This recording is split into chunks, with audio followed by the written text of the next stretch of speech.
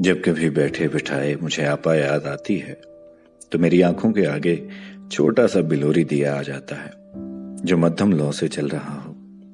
मुझे याद है कि एक रात हम सब चुपचाप बावर्ची खाने में बैठे थे।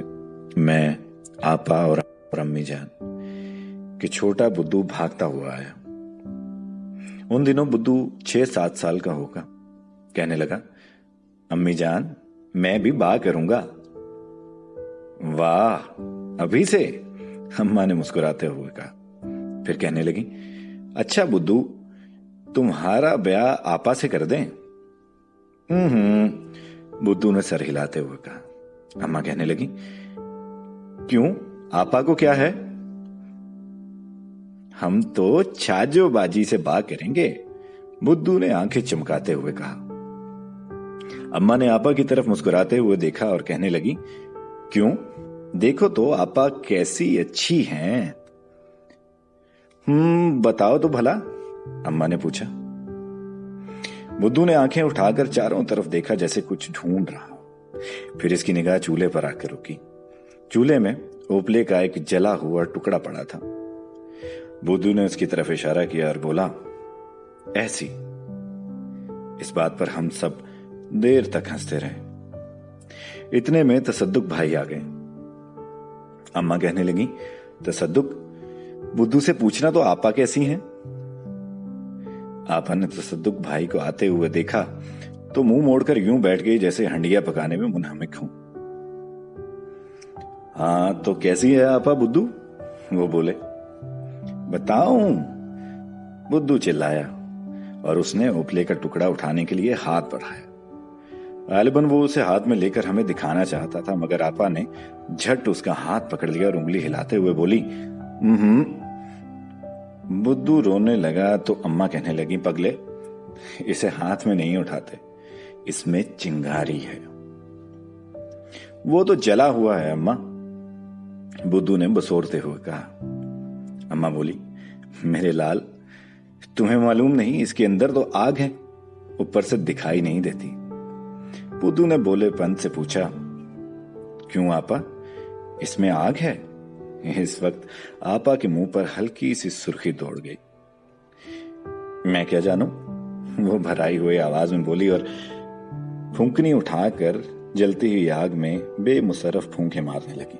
अब मैं समझती हूं कि आपा दिल की गहराइयों में जीती थी और वो गहराइयां इतनी अमीर थीं कि हर बात उभरती भी तो भी निकल ना सकती।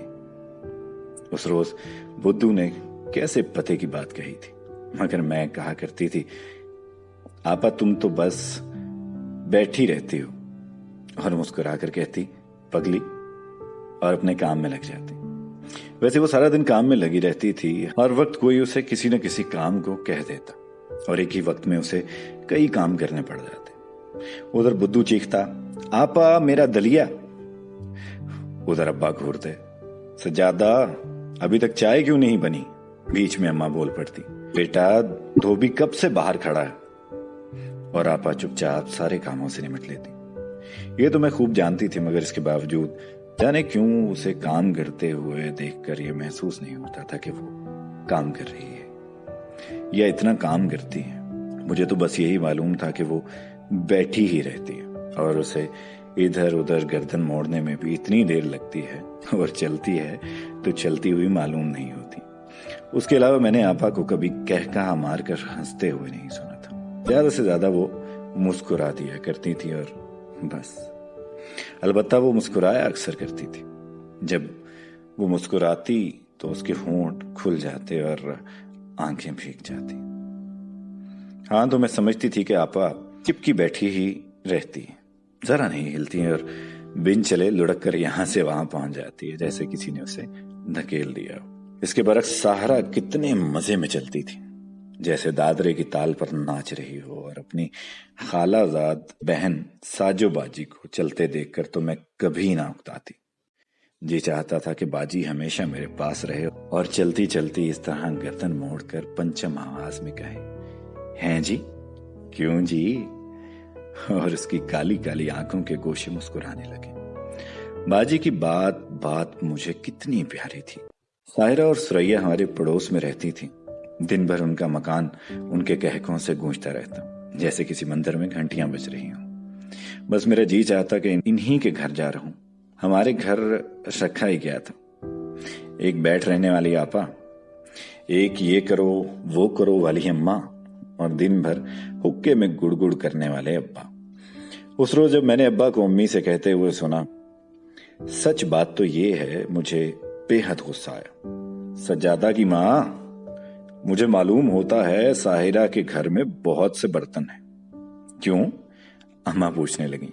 कहने लगे, बस तमाम दिन बर्तन ही बजते रहते हैं और या कहे लगते हैं जैसे मेला लगा हो। अम्मा तिनक कर बोली, मुझे क्या मालूम, आप तो बस लोगों के घर की तरफ कान लगाए बैठे रहते हैं। अब्बा कहने लगे, ओफो, मेरा तो मतलब है कि जहां लड़की जवान हुई बर्तन बजने लगे, बाजार के इस मोड़ तक खबर हो जाती है कि फलां घर में लड़की जवान हो चुकी है। मगर देखो ना, हमारी सज्जादा में ये बात नहीं। मैंने अब्बा की बात सुनी और मेरा दिल खोलने लगा। बड़ी आई सज्जादा, जी हां, अपनी बेटी जो हुई, उस वक्त मेरा जी चाहता था कि जाकर बावर्ची खाने में बैठी हुई आपा का मुंह चिढ़ाऊं। इसी बात पर मैंने दिन भर खाना न खाया और दिल ही दिल में खोलती रही। अब्बा जानते ही क्या है, बस हुक्का लिया और गुड़ कर लिया, या ज्यादा से ज्यादा किताब खोलकर बैठ गए और गिटमिट करने लगे, जैसे कोई भटियारी मकई के दाने भून रही हो। सारे घर में ले देकर सिर्फ तसद्दुक भाई ही थे जो दिलचस्प बातें किया करते थे, और जब अब्बा घर पर ना होते तो वो भारी आवाज में गाया भी करते थे। जाने वो कौन सा शेर था, हाँ, चुप से वो बैठे हैं, आंखों में नमी सी है, नाजुक सी निगाहों में नाजुक सा फसाना है। आपा इन्हें गाते हुए सुनकर किसी न किसी बात पर मुस्कुरा देती, और कोई बात ना हुई तो वो बुद्धू को हल्का सा थप्पड़ मारकर कहती, बुद्धू रो ना, और फिर आप ही बैठी मुस्कुराती रहती। तो सद्दुक भाई मेरे फूफा के बेटे थे। इन्हें हमारे घर आए यही 2 माह हुए होंगे। कॉलेज में पढ़ते थे। पहले तो बोर्डिंग में रहा करते थे, फिर एक दिन जब फूफी आई हुई थी तो बातों बातों में इनका जिक्र छिड़ गया। फूफी कहने लगी, बोर्डिंग में खाने का इंतजाम ठीक नहीं, लड़का आए दिन बीमार रहता। अम्मा इस बात पर खूब लड़ी, कहने लगी, अपना घर मौजूद है तो बोर्डिंग में पड़े रहने का मतलब। फिर उन दोनों में बहुत सी बातें। अम्मा की तो आदत है कि अगली पिछली तमाम बातें ले बैठती। गर्ज ये कि नतीजा ये हुआ कि 1 हफ्ते के बाद तसद्दुक भाई बोर्डिंग छोड़कर हमारे यहाँ आ ठहरे। तसद्दुक भाई मुझसे और बुद्धू से बड़ी गप्पे हाँका करते थे। उनकी बातें बेहद दिलचस्प होती। बुद्धू से तो वो दिन भर ना उकताते, अलबत्ता आपा से वो ज्यादा बातें ना करते। करते भी कैसे, जब कभी वो आपा के सामने जाते तो आपा के दुपट्टे का पल्लू आप ही आप सिरक कर नीम घूंघट सा बन जाता और आपा की भीगी भीगी आंखें झुक जाती और वो किसी न किसी काम में शिद्दत से मसरूफ दिखाई देती। अब मुझे ख्याल आता है कि आपा उनकी बातें गौर से सुना करती थी, गो कहती कुछ ना थी। भाई साहब भी बुद्धू से आपा के मुतल्लिक पूछते रहते, लेकिन सिर्फ उसी वक्त जब वो दोनों अकेले होते। पूछते, तुम्हारी आपा क्या कर रही है? आपा? बुद्धू लापरवाही से दोहराता, बैठी है, बुलाऊं? भाई साहब घबरा कर कहते, नहीं नहीं। अच्छा बुद्धू, आज तुम्हें ये देखो, इस तरफ तुम्हें दिखाएं। और जब बुद्धू का ध्यान इधर उधर हो जाता तो वो मध्यम आवाज में कहते, अरे यार तुम तो मुफ्त का ढंढोरा हो। बुद्धू चीख उठता, क्या हूं मैं? इस पर वो मेज बजाने लगते। डगमग डगमग ढंढोरा, यानी ये ढंढोरा है। देखा, जैसे ढोल भी कहते हैं, डगमग डगमग, समझे? और अक्सर आपा चलते चलते उनके दरवाजे पर ठहर जाती और उनकी बातें सुनती रहती और फिर चूल्हे के पास बैठकर आप ही आप मुस्कुराती। उस वक्त उनके सर से दुपट्टा सिरक जाता, बालों की लट फिसल कर गाल पर आ गिरती और वो भीगी भीगी आंखें चूल्हे में नाचते हुए शोलों की तरह झूमती। आपा के होंठ यूं हिलते गोया गा रही हो, मगर अल्फाज सुनाई न देते। ऐसे में अगर अम्मा या अब्बा बावर्ची खाने में आ जाते, वो ठिठक कर यूं अपना दुपट्टा, बाल और आंखें संभालती गोया किसी बेतकल्लुफ महफिल में कोई बेगाना खुसा। एक दिन मैं, आपा और अम्मा बाहर सहन में बैठी थी। उस वक्त भाई साहब अंदर अपने कमरे में बुद्धू से कह रहे थे, मेरे यार, हम तो उससे ब्याह करेंगे जो हमसे अंग्रेजी में बातें कर सके, किताबें पढ़ सके, शतरंज, कैरम और चिड़िया खेल सके। चिड़िया जानते हो, वो गोल गोल परों वाला, गेंद बल्ले से यूं डस टन डस। और सबसे जरूरी बात ये कि हमें मजेदार खाने पका कर खिला सके, समझे? बुद्धू बोला, तो छाजूबाजी से ब्याह करेंगे। भाई साहब कहने लगे। बुद्धू चीखने लगा, मैं जानता हूं तुम आपा से ब्याह करोगे। हाँ। उस वक्त अम्मा ने मुस्कुरा कर आपा की तरफ देखा, मगर आपा अपने पांव के अंगूठे का नाखून तोड़ने में इस कदर मसरूफ थी जैसे कुछ खबर ही ना हो। अंदर भाई साहब कह रहे थे, वाह, तुम्हारी आपा फिरनी पकाती है तो इसमें पूरी तरह शक्कर भी नहीं डालती, बिल्कुल फीकी। आख तू। बुद्धू ने कहा, अब्बा जो कहते हैं फिरनी में कम मीठा होना चाहिए, तो वो अपने अब्बा के लिए पकाती है ना, हमारे लिए तो नहीं। मैं कहूं आपा से? बुद्धू चीखा। भाई चिल्लाए, ओ पगला ढिंडोरा, लो तुम्हें ढिंडोरा बीट कर दिखाएं। ये देखो इस तरफ, डगमग डगमग। बुद्धू फिर चिल्लाने लगा, मैं जानता हूं तुम मेज बजा रहे हो ना। हाँ हाँ, इस तरह ढिंडोरा पिटता है ना, भाई साहब कह रहे थे, कुश्तियों में। अच्छा बुद्धू, तुमने कभी कुश्ती लड़ी है? आओ हम तुम कुश्ती लड़ें। मैं हूं गामा और तुम हो बुद्धू पहलवान। लो आओ, ठहरो जब मैं 3 कहूं। और इसके साथ ही उन्होंने मध्यम आवाज में कहा, अरे यार, तुम्हारी दोस्ती तो मुझे बहुत महंगी पड़ती है। मेरा ख्याल है आपा हंसी ना रोक सकी, इसलिए वो उठकर बावर्ची खाने में चली गई। मेरा तो हंसी के मारे दम निकला जा रहा था और अम्मा ने अपने मुंह में दुपट्टा ठूंस लिया था ताकि आवाज ना निकले। मैं और आपा दोनों अपने कमरे में बैठे हुए थे कि भाई साहब आ गए। कहने लगे, क्या पढ़ रही हो जहनिया? उनके मुंह से जहनिया सुनकर मुझे बड़ी खुशी होती थी, हालांकि मुझे अपने नाम से बेहद नफरत थी। नूरजहां, कैसा पुराना नाम। बोलते ही मुंह में बासी रोटी का मजा आने लगता। मैं तो नूरजहां सुनकर यूं महसूस किया करती थी जैसे किसी तारीख की किताब के बोसीदा वर्क से कोई बूढ़ी अम्मा सोटा टेकती हुई आ रही हो। मगर भाई साहब के नाम बिगाड़ कर उसे सवार देने में कमाल हासिल था। उनके मुंह से जहनिया सुनकर मुझे अपने नाम से कोई शिकायत ना रहती और मैं महसूस करती गोया ईरान की शहजादी। आपा को वो सज्जादा से सजदे कहा करते थे, मगर वो तो बात थी जब आपा छोटी थी। अब तो भाईजान उसे सजदे ना कहते बल्कि उसका पूरा नाम तक लेने से घबराते थे। खैर, मैंने जवाब दे दिया, स्कूल का काम कर रही है। पूछने लगे, तुमने कोई बर्नार्ड शॉ की किताब पढ़ी है क्या? मैंने कहा नहीं। उन्होंने मेरे और आपा के दरमियान दीवार पर लटकी हुई घड़ी की तरफ देखते हुए कहा, तुम्हारी आपा ने तो हार्ट ब्रेक हाउस पढ़ी होगी। वो किन्नखियों से आपा की तरफ देख रहे थे। आपा ने आंखें उठाए बगैर ही सर हिला दिया और मध्यम आवाज में कहा, नहीं, और स्वेटर बुनने में लगी रही। भाईजान बोले, ओह, क्या बताऊं जहानिया कि वो क्या चीज, नशा है नशा, खालिस शहद।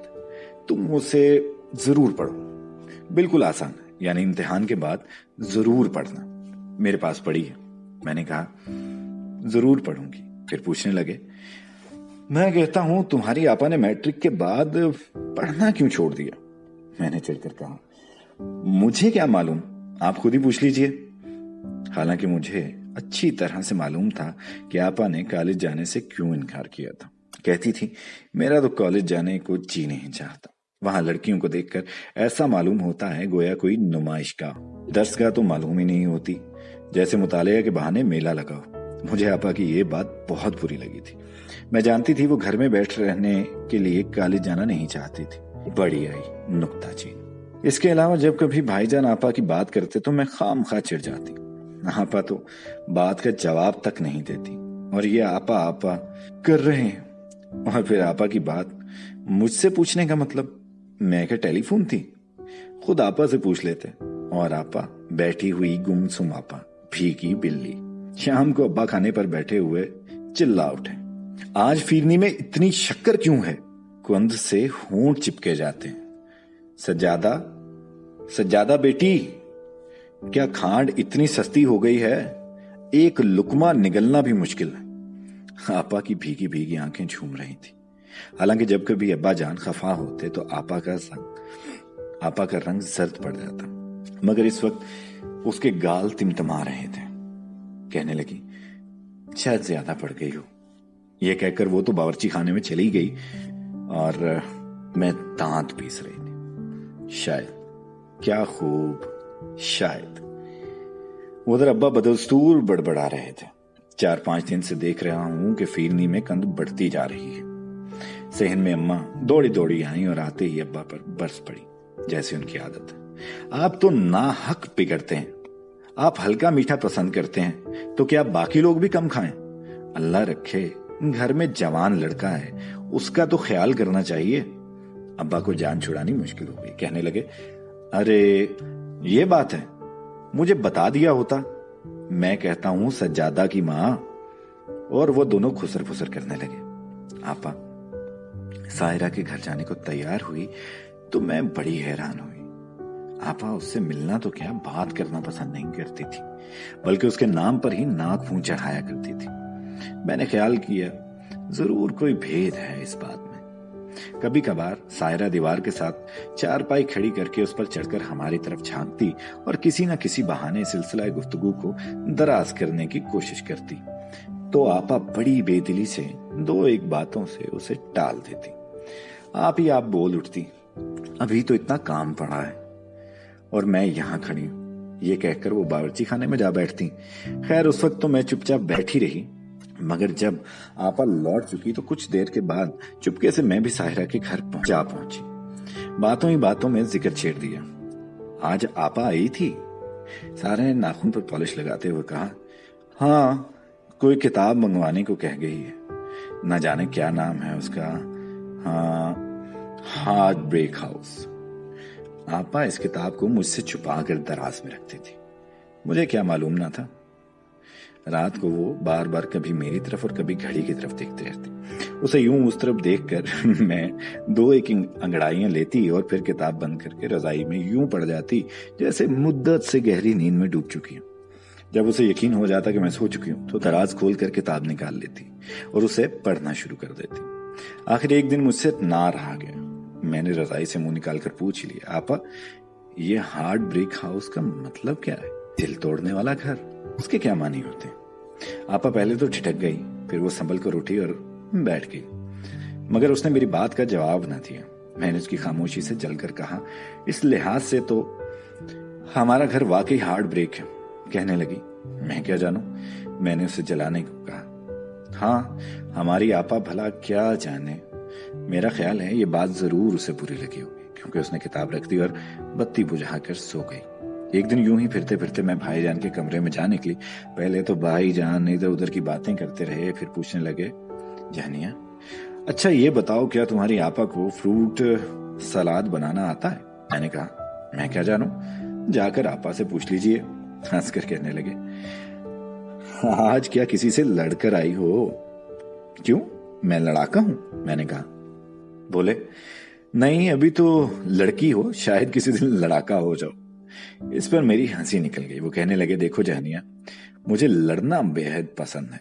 मैं तो ऐसी लड़की से ब्याह करूंगा जो बाकायदा सुबह से शाम तक लड़ सके, जरा ना उकताए। जाने क्यों मैं शर्मा गई और बात बदलने की खातिर पूछा, फ्रूट सलाद क्या होता है भाईजान? बोले, वो भी कुछ होता है, सफेद सफेद, लाल लाल, काला काला, नीला नीला सा। मैं इनकी बात सुनकर बहुत हंसी। फिर कहने लगे, मुझे वो बेहद पसंद है। यूं तो जानिया हम फिरनी खाकर उकता गए। मेरा ख्याल है ये आपा ने जरूर सुन लिया होगी, क्योंकि उसी शाम को वो बावर्ची खाने में बैठी नेमत खाना पड़ रही थी। उस दिन के बाद रोज बिला नागा वो खाने पकाने से फारिग होकर फ्रूट सलाद बनाने की मशक किया करती और हम में से कोई इसके पास चला जाता तो झट फ्रूट सलाद की कश्ती छुपा देती। एक रोज आपा को छेड़ने की खातिर मैंने बुद्धू से कहा, बुद्धू भला बूझो तो वो कश्ती जो आपा के पीछे पड़ी है उसमें क्या है। बुद्धू हाथ धोकर आपा के पीछे पड़ गया, हत्ता के आपा को वो कश्ती बुद्धू को देनी ही पड़ी। फिर मैंने बुद्धू को और भी चमका दिया। मैंने कहा, बुद्धू जाओ भाईजान से पूछो इस खाने का क्या नाम है। बुद्धू भाईजान के कमरे की तरफ जाने लगा तो आपा ने उठकर वो कश्ती उससे छीन ली और मेरी तरफ घूर कर देखा। उस रोज पहली मर्तबा आपा ने मुझे यूं घूरा था। उस रात आपा शाम ही से लेट गई। मुझे साफ दिखाई देता था कि वो रजाई में पड़ी रो रही है। उस वक्त मुझे अपनी बात पर बहुत अफसोस हुआ। मेरा जी चाहता था कि उठकर आपा के पांव पड़ जाऊं और उसे खूब प्यार करूं, मगर मैं वैसे ही चुपचाप बैठी रही और किताब का एक लफ्ज तक न पढ़ सकी। उन्हीं दिनों मेरी खालाजाद बहन साजिदा, जिसे हम सब साजो बाजी कहा करते थे, मैट्रिक का इम्तिहान देने हमारे घर आ ठहरी। साजो बाजी के आने पर हमारे घर में रौनक हो गई। हमारा घर भी कहकों से गूंज उठा।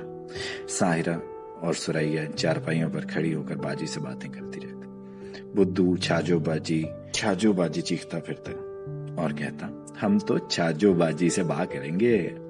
बाजी कहती, शक्ल तो देखो अपनी, पहले मुंह धो के आओ। फिर वो भाई साहब की तरफ यूं गर्दन मोड़ती कि काली काली आंखों के कोश है।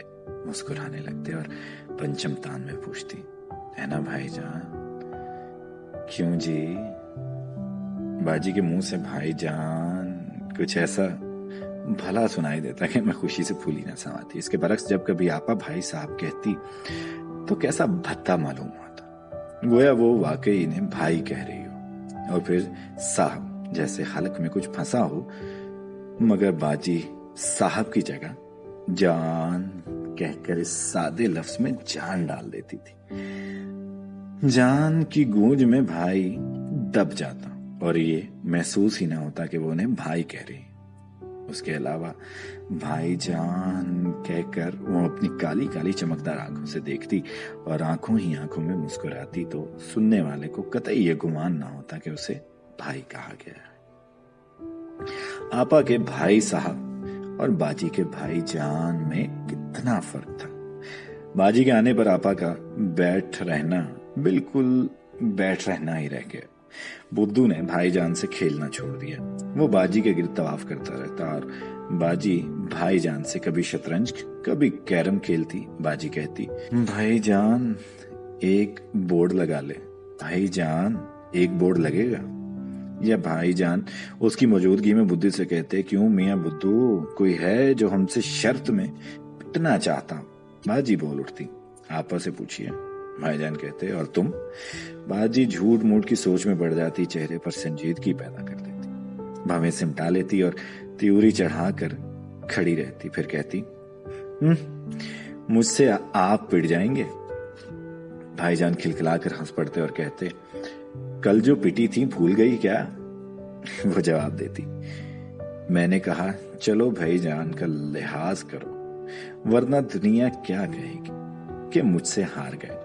और फिर यूं हंसती जैसे घुंघरू बज रहे हैं। रात को भाईजान बावर्ची खाने में ही खाना खाने बैठ गए। आपा चुपचाप चूल्हे के सामने बैठी थी। बुद्धू छाजो बाजी कहता बाजी के दुपट्टे का पल्लू पकड़ा उसके आसपास घूम रहा था। भाईजान को छेड़ रही थी, कहती थी, भाईजान तो सिर्फ 6.5 फुलके खाते हैं, उसके अलावा फिरनी की प्लेट मिल जाए तो कतई मुजायका नहीं। करें भी क्या, ना खाएं तो मुमानी नाराज हो जाएंगी। उन्हें जो खुश रखना हुआ है ना भाईजान। हम सब इस बात पर खूब हंसे। फिर बाजी इधर उधर टहलने लगी और आपा के पीछे जा खड़ी हुई। आपा के पीछे फ्रूट सलाद की कश्ती पड़ी थी। बाजी ने ढकना सिरका कर देखा और कश्ती को उठा लिया। पेशतर इसके कि आपा कुछ कह सके, बाजी वो कश्ती भाईजान की तरफ ले आई। लीजिए भाईजान, उसने आंखों में हंसते हुए कहा। आप भी क्या कहेंगे कि साजो बाजी ने कभी कुछ खिलाया ही नहीं। भाईजान ने 2-3 चमचे मुंह में ठूंस कर कहा, खुदा की कसम बहुत अच्छा बना। किसने बनाया है? साजो बाजी ने आपा की तरफ कनखियों से देखा और हंसते हुए कहा, साजो बाजी ने। और किसने भाईजान? साजो बाजी ने। और किसने? भाईजान के लिए। बुद्धू ने आपा के मुंह की तरफ गौर से देखा। आपा का मुंह लाल हो रहा था। बुद्धू चिल्ला उठा, मैं बताऊं भाईजान? आपा ने बुद्धू के मुंह पर हाथ रख दिया और उसे गोद में उठाकर बाहर चली गई।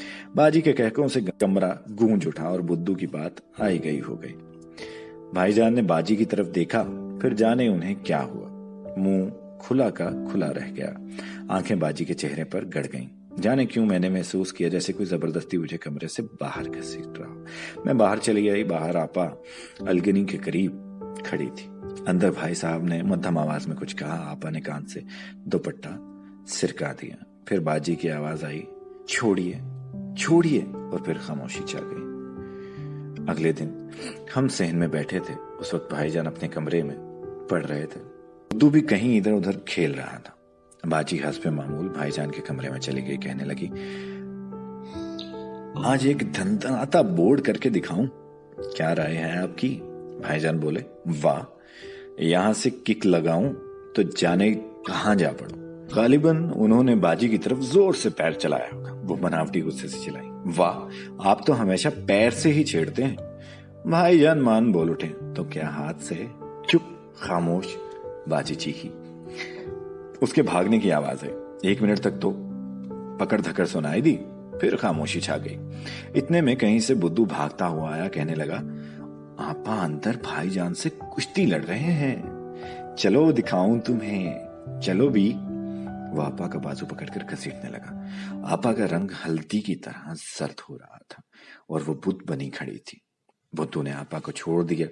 कहने लगा, अम्मा कहाँ है? और वो मां के पास जाने के लिए दौड़ा। आपा ने लपक कर उसे गोद में उठा लिया। आओ तुम्हें मिठाई दूं।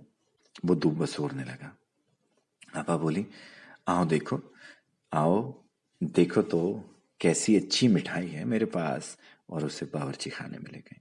उसी शाम मैंने अपनी किताबों की अलमारी खोली तो उसमें आपा का हार्ट ब्रेक हाउस पड़ी थी। शायद आपा ने उसे वहां रख दिया। मैं हैरान हुई कि बात क्या है, मगर आपा बावर्ची खाने में चुपचाप बैठी थी, जैसे कुछ हुआ ही नहीं।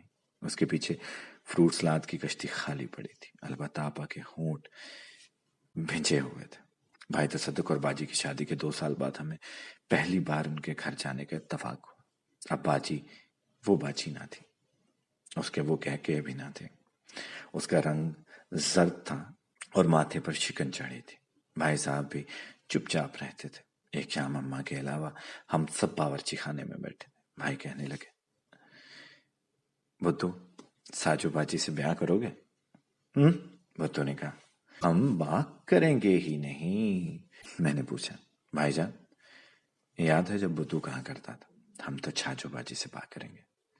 अब मैंने पूछा, आपा से क्यों नहीं?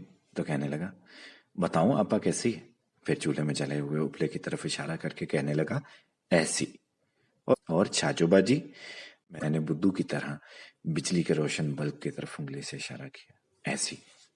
एन उसी वक्त बिजली बुझ गई और हर कमरे में अंगारों की रोशनी के सिवा अंधेरा छा गया।